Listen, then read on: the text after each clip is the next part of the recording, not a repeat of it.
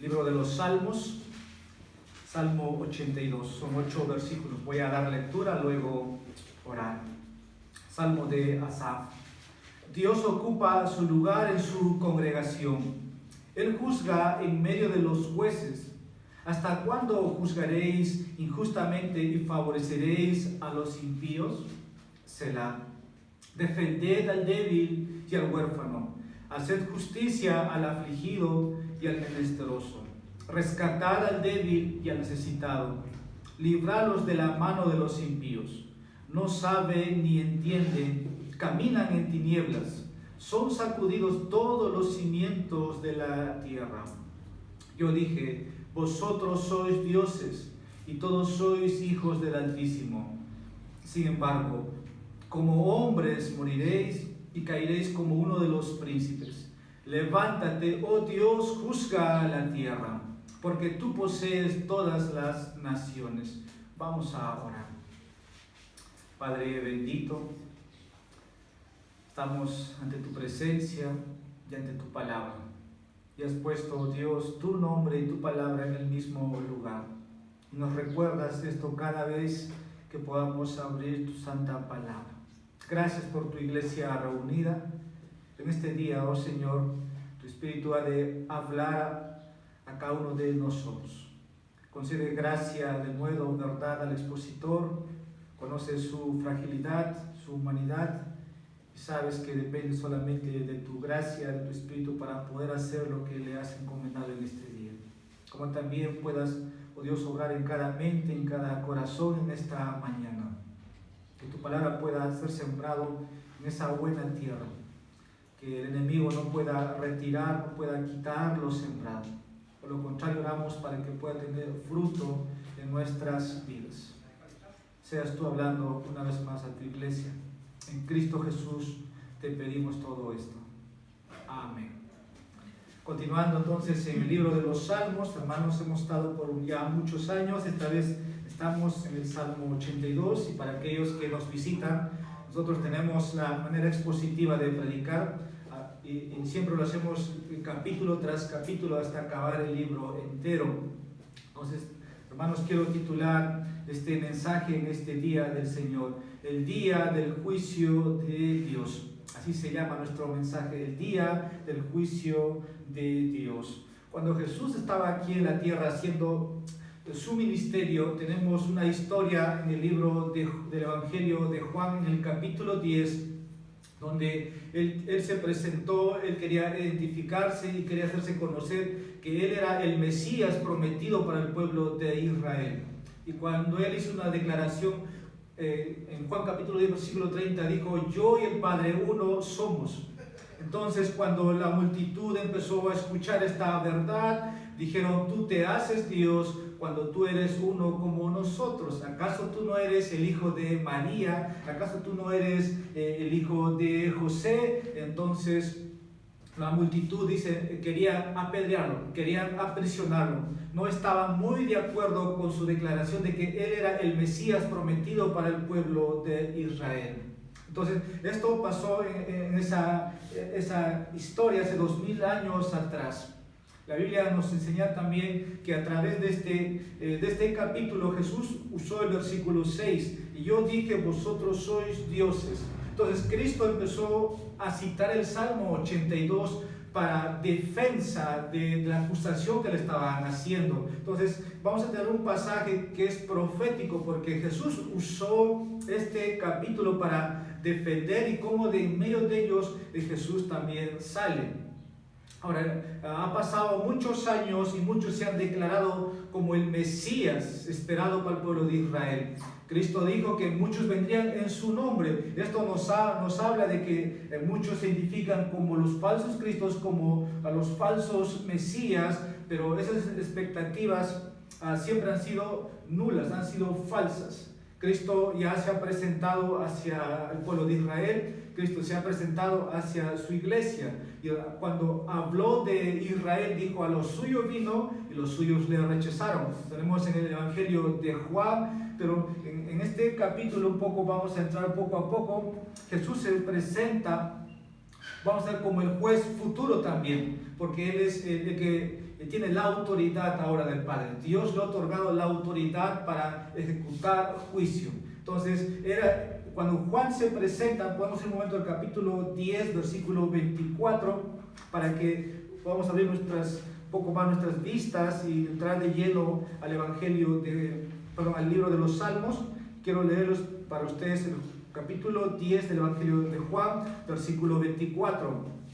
Entonces, dice, los judíos le rodearon y le decían: ¿hasta cuándo nos vas a tener en suspenso? Si tú eres el Cristo, dínoslo claramente.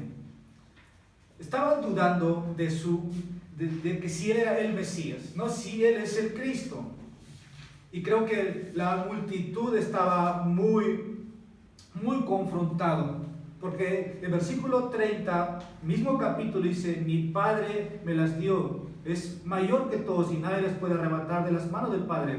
Inmediatamente el versículo 30, yo y el Padre somos uno. Cuando Jesús está haciendo esa afirmación, Él está mostrando su deidad, su divinidad en la eternidad pasada. Pero cuando está aquí hablamos de Cristo encarnado, de Jesús que vino con un propósito, con un plan para salvar. Y la multitud, como dice aquí, estaba rodeándolo. Y al mismo tiempo esta pregunta que le hace el versículo 24, ¿hasta cuándo nos vas a tener en suspenso?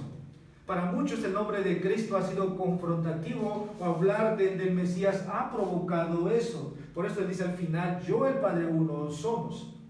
Reconocer quién es Jesús originalmente en sus términos es decir, Él es Dios. Pero la multitud no quería reconocer que Él es Dios. Entonces Jesús usa para su defensa, o para llamemos su defensa de su mesianismo, citando el Salmo 82, versículos 6 y 7.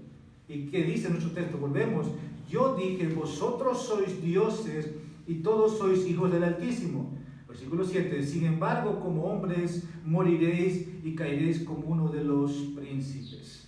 Tal vez cuando lleguemos a lo que significa o lo que quiso decir Jesús, está hablando de que hay otros seres divinos, hay otras deidades, pero el versículo 7 aclara, simplemente son como príncipes, son como jueces o como hombres mortales que van a morir. Entonces Jesús usa el Salmo 82 para su defensa. Está en medio de la multitud y Asaf lo inserta aquí como, ¿no?, sin saber que el Mesías prometido vendría un día y haría uso de esto. Pero es el Espíritu Santo detrás de este texto. Ahora, Jesús con eso prueba también sus credenciales, porque Él se está identificando que es Dios encarnado, aunque no lo reconocieron, ¿no?, la multitud que está ahí. Porque cuando sale en medio de ellos, tú te preguntas, ¿cómo Jesús salió en medio de ellos? Porque primero, Él dice que es Dios, yo y el Padre uno somos. Segundo, lo quieren aprisionar, no lo pueden atrapar. Yo creo que usó de su poder, porque Él era Dios y desapareció en medio de ellos. Eso habla de su poder que Él tenía. Porque inmediatamente después va a decir: si no me creen las obras que yo hago, dice en Juan 10, creen, ¿no?, las obras del Padre que yo hago en nombre de Él. La multitud no creía su deidad, la multitud no vio el poder ahí. Si no me creen, dice, crean lo que los profetas hablaron de ustedes. Eso hablaba de la identidad del Mesías. Y con eso estaba probando también sus credenciales mesiánicas. Ahora, en Juan 10 Él dice que Él es el buen pastor. Él es el buen pastor que da su vida por sus ovejas, capítulo 10, versículo 19 y 20. Pero la multitud dice: tú tienes un demonio, tú estás loco. Es la reacción natural del hombre natural sin Dios cuando su Mesías estaba en medio de ellos. Para ellos era algo herético, algo falso oír eso. Y lo que hicieron fue enfurecerse más todavía. Tienes demonio, estás loco. Y buscaron apedrearle a Jesús. Y Jesús está en medio de ellos.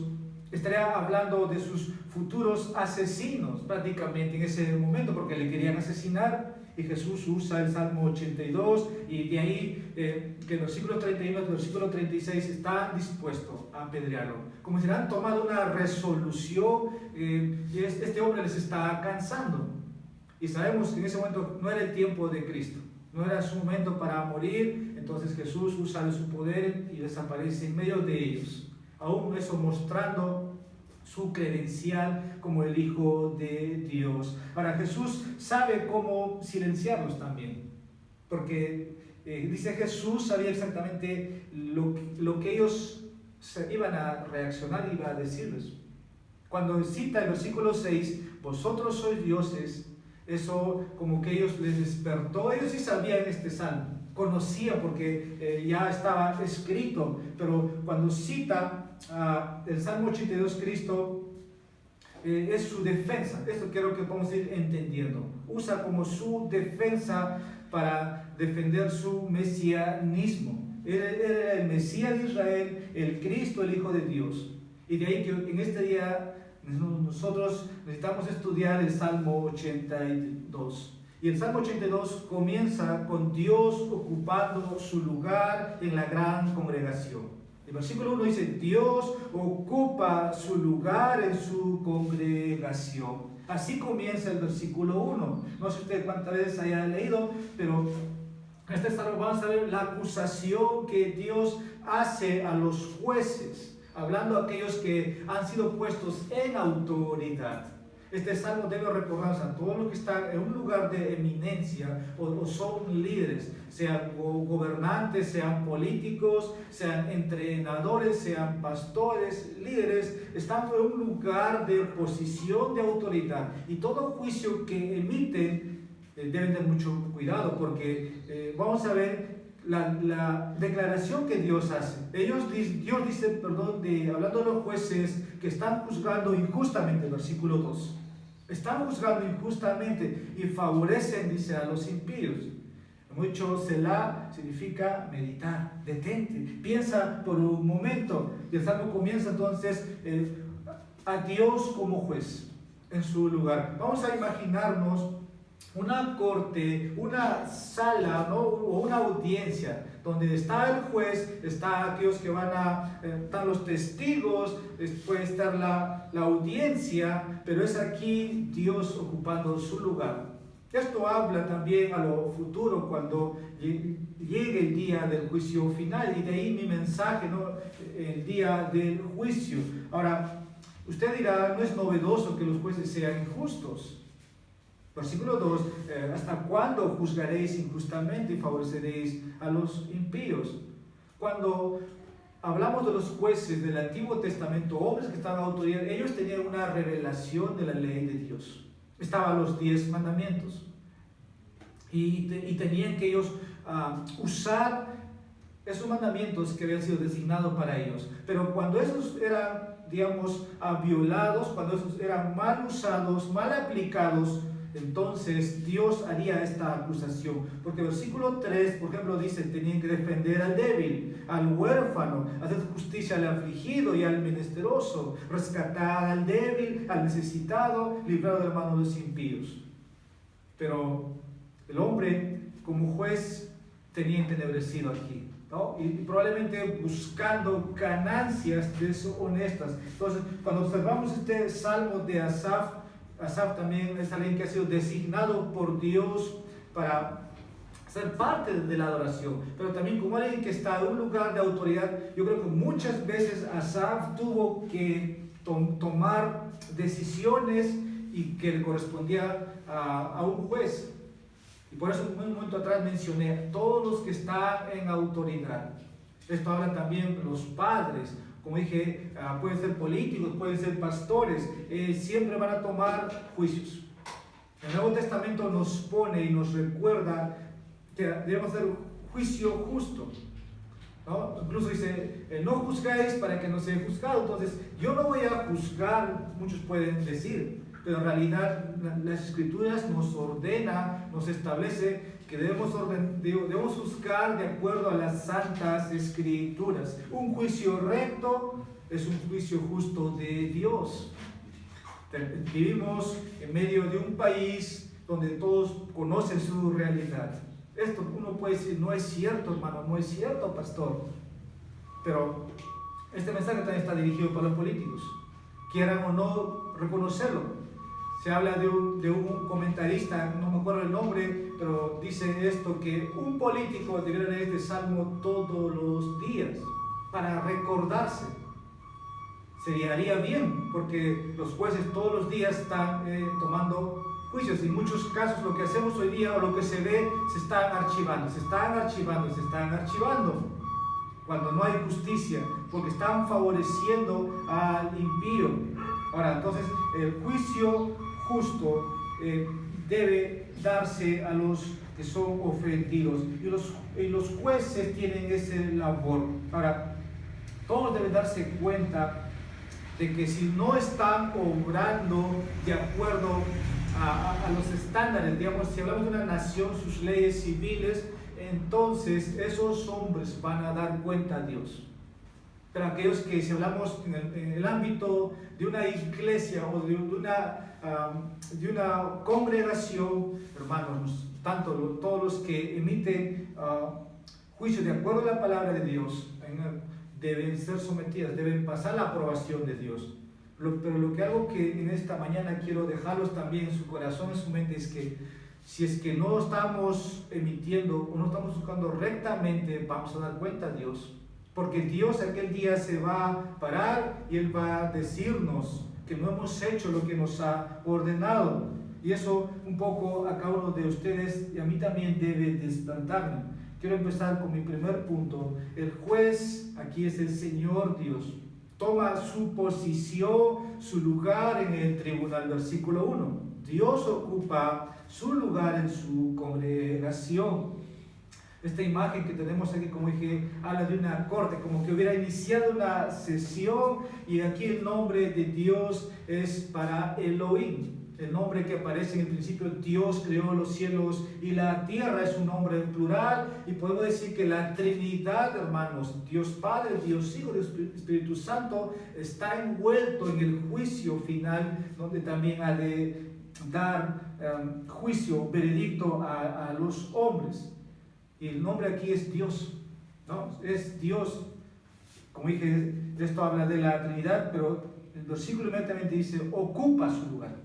Hay un juez en ese trono, toma su posición para juzgar, y Dios va a tomar aquel día. Pero hablando de los jueces, versículo 2, vamos a ver de un momento, habla también de los hombres que están detrás, ¿no? de una silla donde tienen que emitir juicios. Hablando de la Trinidad, como dije, está involucrada en el juicio.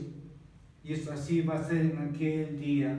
Ahora, cuando estamos en una audiencia, y tenemos pocas oportunidades de estar, siempre hay solemnidad. Todo es silencio, un poco tiene que haber orden, ¿no? Porque eso es lo que manda el juez.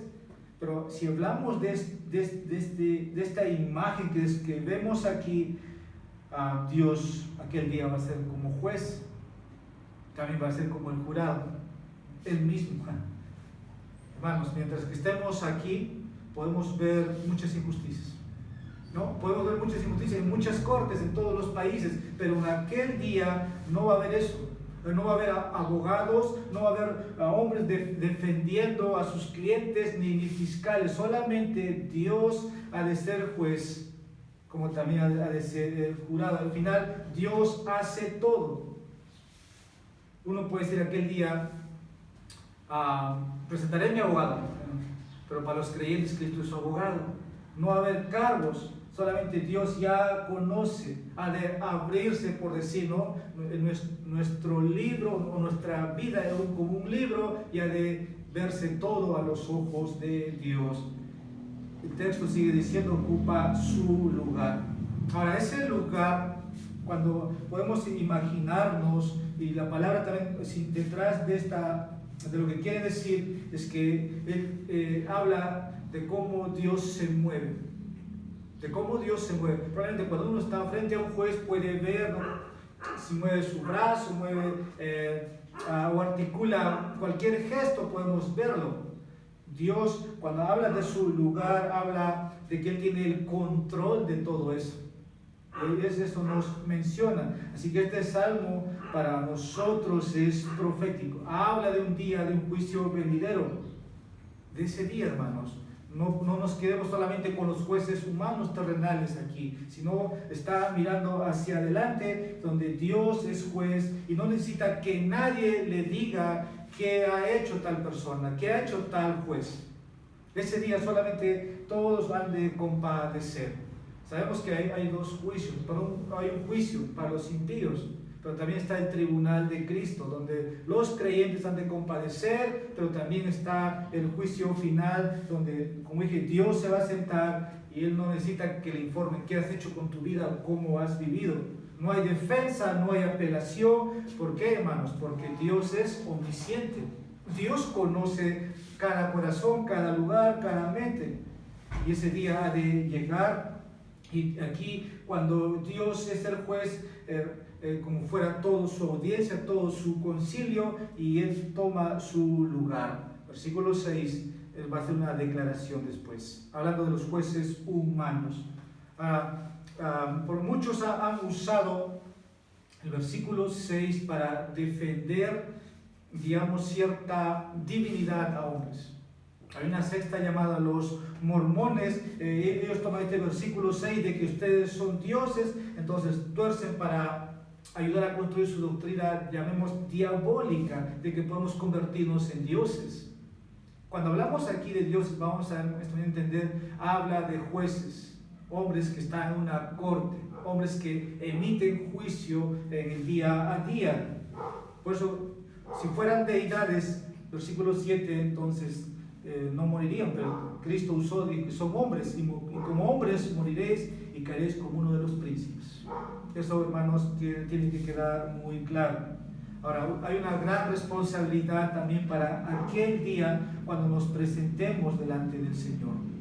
Seamos o no seamos jueces, hablando literal, ¿no? Si usted ha estudiado para ser abogado o abogada, entonces puede estar detrás puede saber un poco más de trasfondo, cuál es tu función. Y puede ser que en tu vida hayas ejecutado juicios, entonces tú vas a dar cuenta a Dios de eso.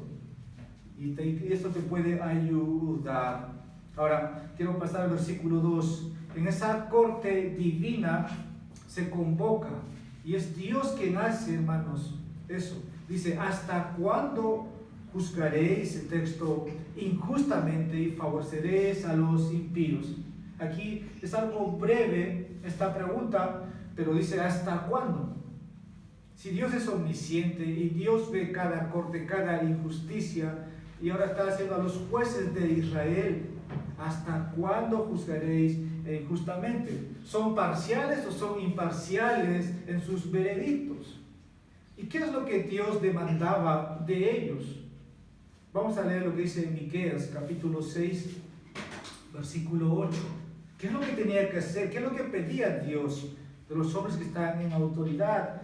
Miqueas, capítulo 6, versículo 8 dice, Él te ha dicho, oh hombre, lo que es bueno. ¿Y qué pide o qué exige de ti el Señor? Sino que hagas justicia, ames la bondad y camines humildemente con Dios.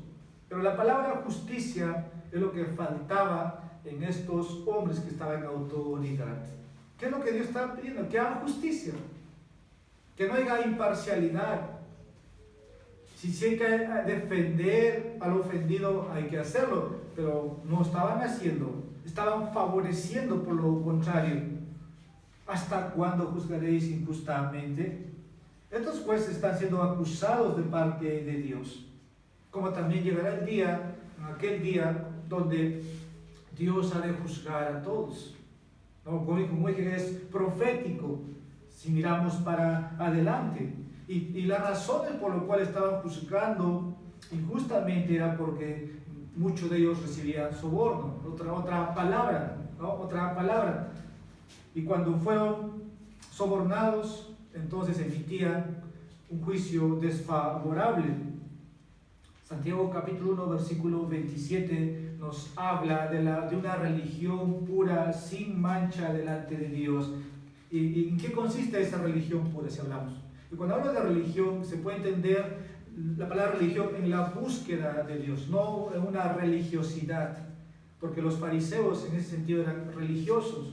Pero si hablamos de la religiosidad, en la búsqueda correcta de Dios, Santiago 1, versículo 27 nos habla que es visitar a los huérfanos, a ayudar a las viudas, a ayudarles en su aflicción, guardarse sin mancha de este mundo. ¿Y qué estaba pasando con los jueces humanos? Hablando en el contexto de Israel. ¿Estaban favoreciendo o estaban desfavoreciendo? Estaban desfavoreciendo en su juicio. Y faltaba, hermanos, mostrar su parcialidad. Y esto también se aplica a una iglesia. Esto se aplica para el día final. Vamos a dar lectura. Quiero que me puedan acompañar esta vez. Isaías, capítulo 3. Libro de Isaías, capítulo 3, versículos 13 hasta el versículo 15. Voy a dar lectura. Dice la palabra del Señor. El Señor se levanta para contender, está en pie para juzgar a los pueblos. El Señor entra en juicio con los ancianos de su pueblo y con sus príncipes. Pues vosotros habéis devorado la viña, el despojo del pobre está en vuestras casas. Versículo 15. ¿Qué pensáis al aplastar a mi pueblo y al moler la cara de los pobres? Declara el Señor Dios de los ejércitos. Hermanos, si se dan cuenta, Dios es omnisciente, Dios ve lo que hacen sus líderes. Esto puede pasar en una iglesia local. En una iglesia local siempre va a haber pobres, siempre va a haber viudas, siempre va a haber huérfanos. Y Cristo lo dijo, que en medio de vosotros siempre va a haber estas personas. Pero ¿qué pasaría si los líderes empiezan, como dice aquí en Isaías, a entrar en juicio con ellos? Están devorando, están tomando lo que no les pertenece. Si se ha asignado, digamos, una canasta, una ofrenda y no se le entrega al hermano, a la hermana, al que necesita, entonces han devorado. De las cosas más mínimas para cosas más grandes se puede llevar, no solamente en un juicio. Santiago, el medio hermano del Señor Jesucristo, nos dice de que en eso consiste nuestra vida espiritual, ¿no? En otras palabras, nuestra religión consiste en eso, de ayudar, de mostrar ayuda a los que le necesitan. Pero aquí dice, ustedes han devorado, dice. Entonces no solamente nos quedamos con los jueces terrenales que nos representan, si hablamos de nuestro país, sino también, hermanos, es para la iglesia. Ahora quiero que pasemos al versículo 3 y 4. El juez llama a la justicia. El juez llama a la justicia. Volvamos al Salmo 82. Defender al débil y al huérfano. Dios, que es el juez, está llamando a que hagan justicia justa.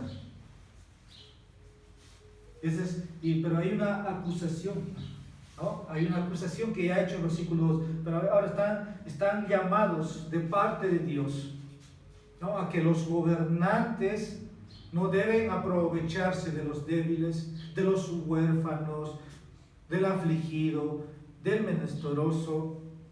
Por lo contrario, deben ayudarlos. Este país recién ha elegido un nuevo candidato por un nuevo presidente, entonces el presidente está puesto para ayudar a este tipo de personas. Tal vez él no lo vea, pero si nosotros desde nuestra óptica de las Escrituras vemos el trabajo de un gobernante es poder ayudar a estas personas. Y Dios los va a juzgar de acuerdo a la revelación que ellos tengan también. Incluso nuestras leyes y las leyes de muchas naciones están elaboradas de acuerdo a los 10 mandamientos. Por ese momento le cité un comentarista cuando dijo, este salmo deberían leer todos los gobernantes. No debería ser mucho asombro. Entonces el versículo 3 y 4 dice, no deben aprovecharse de los débiles, no deben aprovecharse de los indefensos. Si vemos otro profeta que es Ezequiel, también condenó a los jueces, a los falsos pastores. Creo que podamos ver Ezequiel capítulo 34, unas páginas más adelante. Isaías, Jeremías, Lamentaciones, y llegamos a Ezequiel capítulo 34. El profeta nos va a decir los primeros 4 versículos. Y vino a mí la palabra del Señor diciendo, Hijo de hombre, profetiza contra los pastores de Israel. Profetiza y di a los pastores. Así dice el Señor Dios. Ay de los pastores de Israel que se apacientan a sí mismos. ¿No deben los pastores apacentar el rebaño? Coméis la grosura, os habéis vestido con la lana, degolláis la oveja engordada, pero no apacentáis el rebaño. Las débiles no habéis fortalecido, la enferma no habéis curado, la perniquebrada no habéis vendado, la descarriada no habéis hecho volver, la perdida no habéis buscado, sino que la habéis dominado con dureza y con severidad. Si Dios después está llamando a que se haga justicia justa, aquí hablando Ezequiel habla de los líderes, ¿no? ¿Qué estaba ocurriendo? Es como los hijos de Eli, ¿verdad? El pueblo traía sus sacrificios para presentar y ellos tomaban y prácticamente ahí hubo una queja del pueblo y al final sabemos cómo terminaron los hijos de Eli, aunque no fue nada agradable eso a los ojos de Dios, pero a través de Ezequiel estos hombres también van a ser juzgados. Entonces, quien habla como quien está en otro lugar de autoridad, hablamos de una nación, tienen el mismo destino, van a ser juzgados si están oprimiendo al pobre, si están tomando lo que no les pertenece, cuando su trabajo es apacentar, alimentar al rebaño. Cristo también habló de la misma manera en Mateo capítulo 25, versículos 31 al 46, no lo voy a leer, pues, para sus notas, Mateo capítulo 25, versículos 31 hasta el versículo 46, de que el trato que se debe dar a las ovejas debe ser sin excepción, ¿no? Ser una persona, llamemos la prestigiosa, que tenga un rango, un cargo, es una persona famosa, todos deben tener el mismo trato. Y de ahí que termina el versículo, una vez más, nos hace recordar dos Selah, ¿no? Que nos detengamos, que pensemos en lo que hasta este momento Dios nos está comunicando. Versículo 5. Ahora el juez muestra la causa de injusticia en la tierra. No sabe ni entiende, caminan en tinieblas. Son sacudidos todos los cimientos de la tierra. Ahora aquí el juez va a mostrar la causa de injusticia en la tierra. La razón por la cual están haciendo lo que están haciendo. No saben, ni entienden, caminan en tinieblas, son sacudidos todos los cimientos de la tierra. Cuando el hombre cayó en pecado, cuando Adán y Eva perdieron su posición privilegiada, también inició, hermanos, lo que conocemos, según este versículo, la depravación. El pecado afectó verdaderamente. Quiero lucharlo de esta manera. Cuando alguien se embriaga o alguien se emborracha y quiere emitir juicios, se va a equivocar. Incluso por eso hay restricciones en el Antiguo Testamento que el que está como rey no debe beber y al mismo tiempo emitir juicio. Pero el versículo 5 dice, no saben ni entienden, caminan en tinieblas. Bueno, ellos han estudiado 5 años, tienen doctorados y muchos grados, por decir. Lo que este pasaje nos recuerda, hermanos, es nuestra naturaleza caída. Porque si estuviéramos en el estado de Adán y Eva, esto no pasaría. Pero una vez que la raza humana cayó en pecado, entonces la corrupción es moral. No es la falta de capacidad. Uno se prepara, puede tener, como dije, grados y al final el problema está en el corazón. Está en el corazón. Y este texto nos recuerda también a los que somos creyentes. ¿Por qué cree usted, aún siendo ya restaurado, usted ha nacido de nuevo y aún así muchas veces se ha equivocado en juzgar a otros? Cuando a Jesús se le aparece o le traen para probarle, ¿no? Encuentran a una mujer, dice, en adulterio, y traen a Jesús, ¿no? Le encontraron, dicen, el acto. Esa historia habla de la misma manera. Yo creo que por más que quisiéramos está en Juan capítulo 8. Algunos dicen que eso no está escrito, ¿no?, en los originales, pero después se ha añadido. Pero ahí se puede ver el juicio que estaba emitiendo. Si los 10 mandamientos decía esa mujer debe ser apedreado, si fueron encontrados en el acto, pero no está el hombre también en esa historia, no está. Probablemente muchos comentaristas dicen que puede ser una joven, o crearon, hicieron una trampa a esa mujer, entonces lo traen a Jesús. De lo que Jesús dice, ¿no?, como dicta una justicia justa, dice, el que esté libre de pecado, dice, que tiene la primera piedra. Eso era algo justo, recto. Y empezaron, dice, desde el más mayor a empezarse a retirar. Eso es ser un juicio justo. Cuando volvemos aquí, estos no saben ni entienden. Pueden ser pastores, pueden ser jueces, pueden estar en tinieblas. Por eso necesita mucha sabiduría. Necesitamos consultar con otros pastores. Muchos necesitamos, por más que tengamos la escritura y supiéramos, hermanos, cuando se trata, por ejemplo, de un asunto de la iglesia, de disciplina, temas así, es muy serio. Es muy serio. Pueden estar, como dice aquí, en tinieblas, no entender. ¿Y por qué en otra iglesia distinta, en otra iglesia distinta? No, hermanos. Se necesita incluso para eso mucha sabiduría. Ahora, cuando las tinieblas son muchas, o sea, cuando hay mucha oscuridad y tomas una decisión, estás en pecado. Y vas a aquel día a dar cuenta de eso. ¿Por qué, hermanos? Porque Dios lo ha establecido así. Dios lo ha establecido, no solamente de toda palabra, de todos los hechos que hagamos, de los juicios que se emiten, vamos a dar cuenta y tenemos que tener mucho cuidado respecto a este tema, porque cuando un creyente juzga sin conocimiento, sería como sea, dijo, mi pueblo no tiene conocimiento. ¿Se da cuenta? No estamos hablando aquí de doctrina, no estamos haciendo algo práctico en el día a día. Por eso incluso cuando se metía un juicio, alguien que había pecado en el Antiguo Testamento necesitaba de testigos. 2, 3 testigos. Cuando traen a Jesús a esta mujer encontrada en adulterio, había muchos testigos.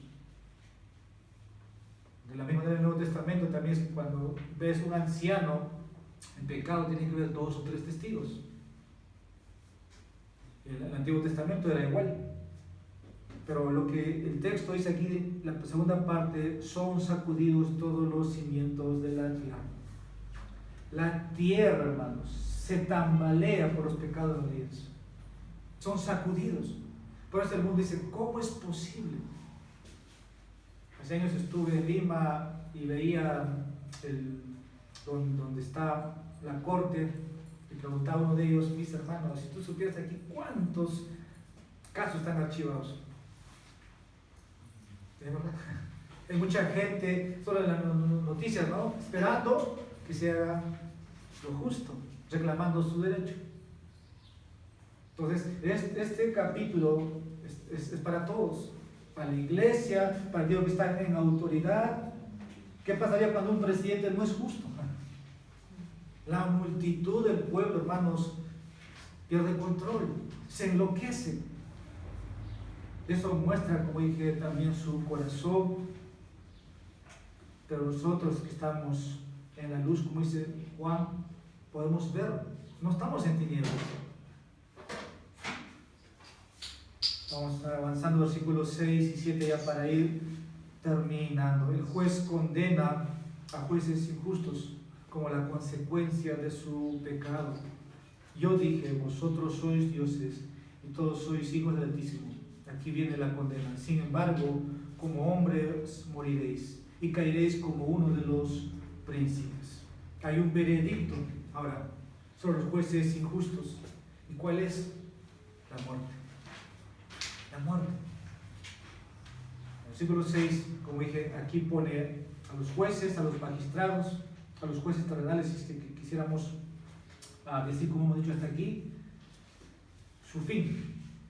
¿No? Su fin probablemente puede ser muy exitoso por un tiempo, pueden ser luz, pueden brillar, excelente autoridad, pero es su fin. a los ojos de Dios, cuando han quebrado no solamente los mandamientos, sino lo que ellos tenían que hacer de su fin. En este país se habla mucho que los contadores, los abogados y los policías son los personajes más corruptos. En realidad no hay que ser tan ciego para ver, porque es verdad.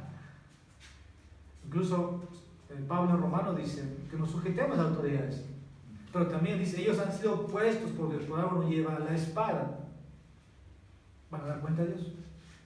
Cuando la palabra habla de siervo, nosotros lo aplicamos a un hombre de Dios, o a alguien separado, a alguien que está sirviendo a Dios. Pero también es la misma palabra para aquellos, para aquellos que están en autoridad, sean policías, hablemos que es la misma palabra, son siervos que están al servicio del Señor de señores, pero también van a dar cuenta.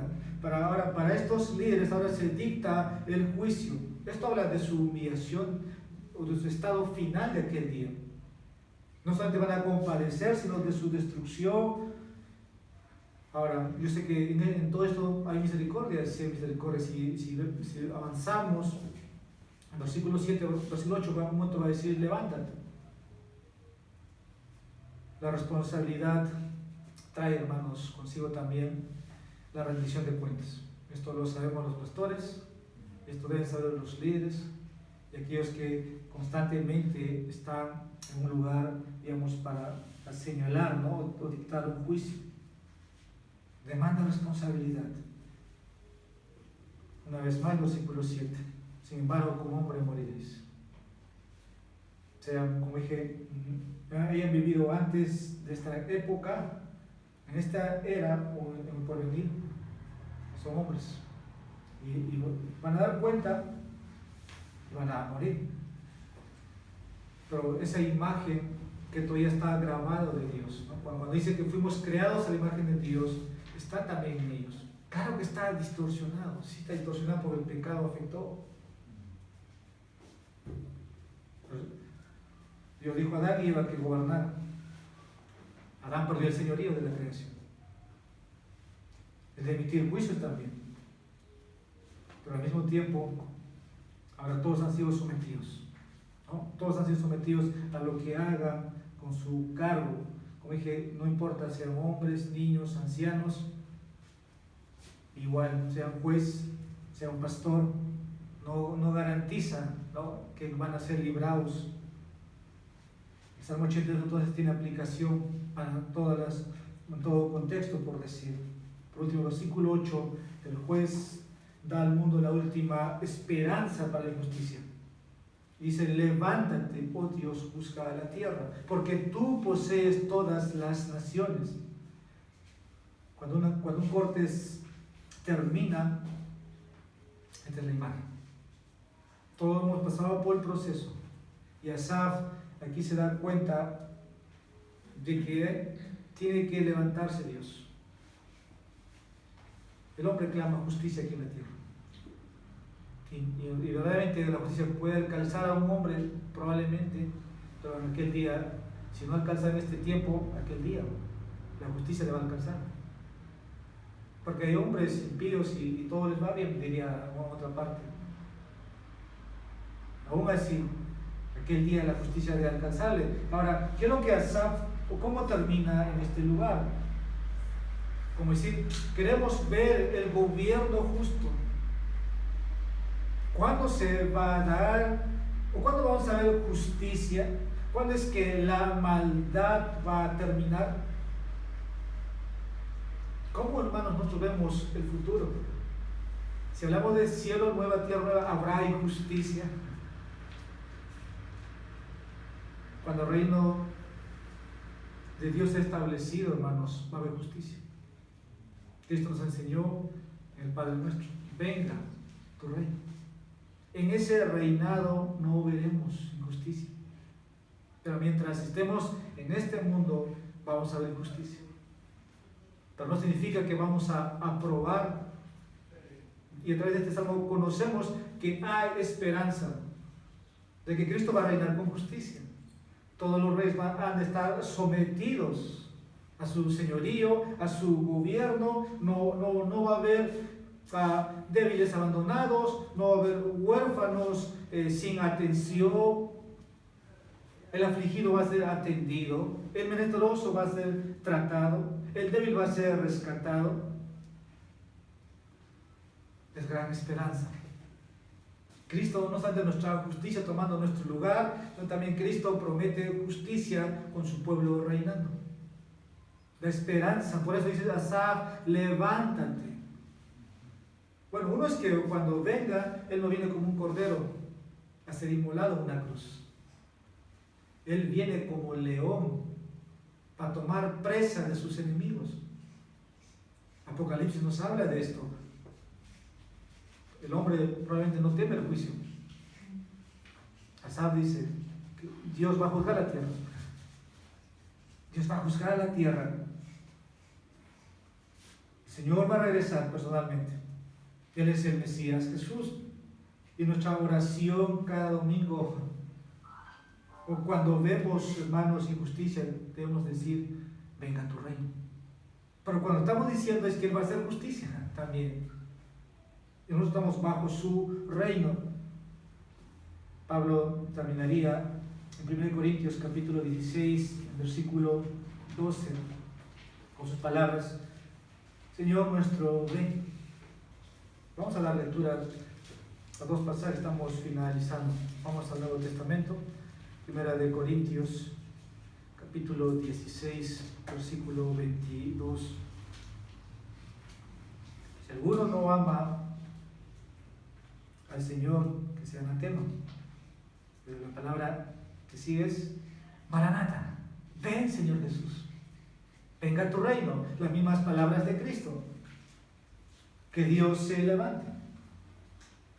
Por último, Apocalipsis capítulo 22. Estamos en el último capítulo de la Biblia. Se dan cuenta que este libro es profético porque también dirige aquel día. Apocalipsis capítulo 22, versículos 20 y 21, el que testifica de estas cosas dice: sí, vengo pronto, amén. Ven, Señor Jesús, que es Maranata, o venga a tu reino. La gracia del Señor Jesús sea con todos vosotros, amén. Esta es la esperanza para los que están sufriendo injusticia. Esta es la esperanza para los que están en Cristo. Si alguien nos pregunta, ¿tu Dios es justo? ¿Tu Dios cuándo va a hacer justicia? Nuestra respuesta es: en su reino veremos la justicia.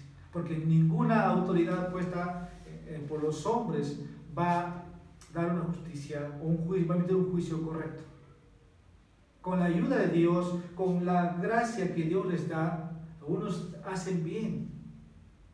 Nuestra oración por este gobernante que ha entrado al país es que haga lo recto, porque si no la justicia lo va a perseguir. Y es el historial de todos los presidentes de este país. En el exterior nos ven, hermanos, no algo agradable. Entonces, en el reino de Cristo hablemos de ver justicia, lo que la Biblia muestra. Entonces, hermanos, Dios espera que todos sepan también que Dios juzgará a todos. A todos. Porque la palabra ahí dice: a todas las naciones, porque tú posees todas las naciones. No solamente está establecido para los hombres que mueren una sola vez después de este juicio, sino detrás de ese juicio está lo que en una corte han emitido, lo que una iglesia ha omitido. Dios se quejó de los pastores de Israel, y cómo no lo va a hacer hoy. Que Dios abre nuestro corazón más a este salmo, nos dé entendimiento, y si tenemos la oportunidad con alguien que está en eminencia, hay que recordarle: amigo, hermano, amigo, Dios te ha puesto ahí. Juzga con rectitud. Recuerda los 10 mandamientos. No mentirás, no robarás. La lista sigue. Defiende al débil, defiende al huérfano, haz justicia al afligido, al menesteroso. Probablemente cuando antes de ser elegido un candidato, salen todas esas propuestas, ¿no? Y la gente empieza a votar por ellos. Creemos que lo van a cumplir. Pero la realidad es que, como dice el versículo 5, no entienden. caminan en tinieblas, y es porque están aún en pecados. Por eso debemos orar por las autoridades para que Dios les conceda sabiduría para dirigir en el cargo que vamos a orar para finalizar. Padre, te damos gracias en este día. Te pedimos más luz sobre este capítulo revelador del Salmo 82. Tal vez es la primera vez que nos exponemos a este salmo. Señor, nuestro juez eres tú. Debe haber temor en aquellos, Señor, que reciben lo que tú has establecido, de cómo debe juzgarse. Gracias por tu iglesia. Señor, mi oración es para aquellos que están en autoridad en este país, o por ahí de uno de nosotros que ha de ocupar o tener un cargo, un sector público. Nuestra oración es por aquellos que están en liderazgo de esta iglesia. Nuestra oración es por aquellos que son padres, que también tienen que tratar con rectitud, con lo justo, no favorecer al hijo mayor, no favorecer al hijo menor. La oración por tu iglesia es para ayudar al débil, al huérfano, a la viuda, al afligido, al menesteroso. Ayudar a aquellos que están, oh Señor, siendo abusados. Padre, esto es lo que nos llamas a hacer. Y tu palabra, o en tu mandamiento, se resume en una sola palabra: amar al prójimo. Esto nos enseña a hacer todo. Que cuando te amemos a ti, amaremos al prójimo. No podemos decir que amamos al prójimo cuando no lo ayudamos. Señor, muchas autoridades, incluso autoridades de una iglesia, han quebrado este mandamiento. Te pedimos que nos perdones, nos redirijas hacia lo recto. Gracias por tu iglesia, bendícelos. En nombre de Cristo Jesús te pedimos esto. Amén. Que Dios bendiga su palabra. Vamos a entonar un cántico antes de finalizar.